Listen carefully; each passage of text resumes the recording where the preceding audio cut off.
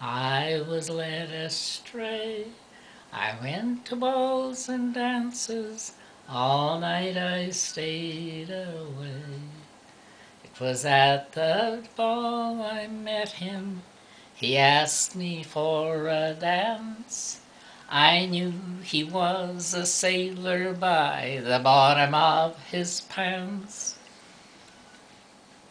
Bell-bottom sailor, coat of navy blue, and I forget the rest.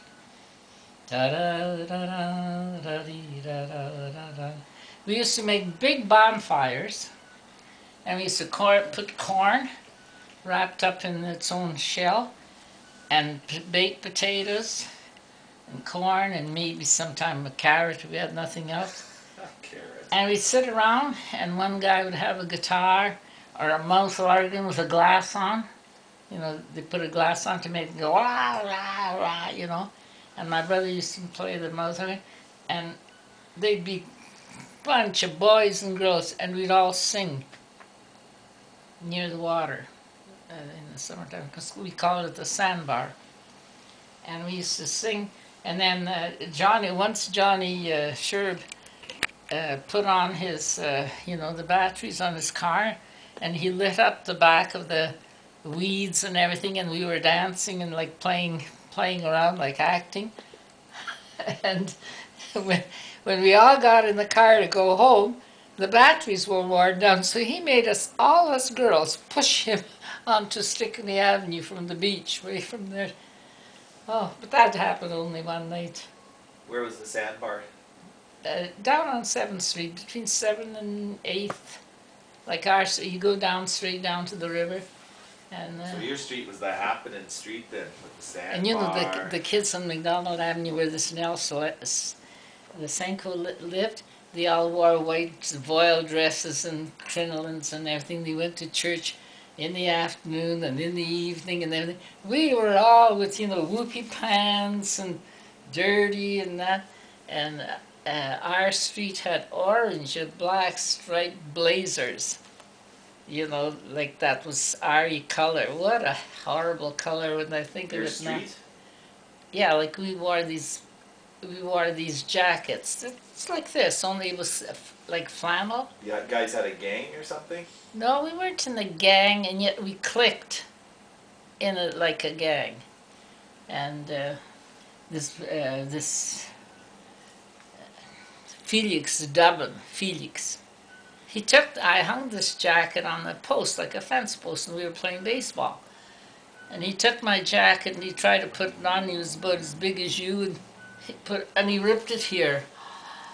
I was so upset because my mother would give me hell.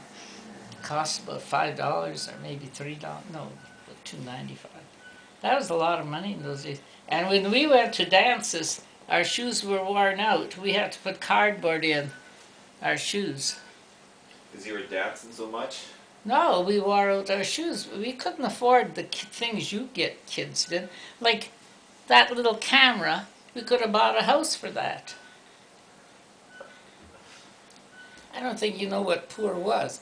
And we had a woman here, I've never met her. She was a prisoner of war, her name was Rosie something. She was a prisoner of war in Auschwitz. The Germans took her at age 14. And every day they gave her a cigarette.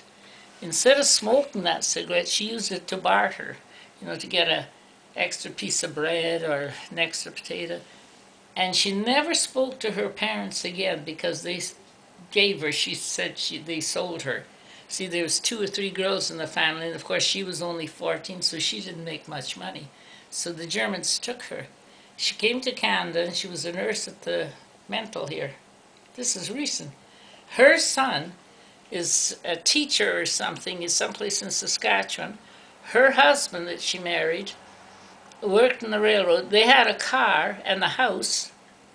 And when she went shopping with my other friend, this Mabel Sawiski, Mabel said she was still at the checkout counter, still at the checkout counter. And when she came out, she was looking. Rosie isn't there. She's out amongst the car picking butts. Cigarette butts? Mhm. What was she doing with them? Taking them home, making new cigarettes, taking out the tobacco. And why would she do that? Because it was embedded in her. That cigarette that the Germans gave her, that was her life. Uh-huh.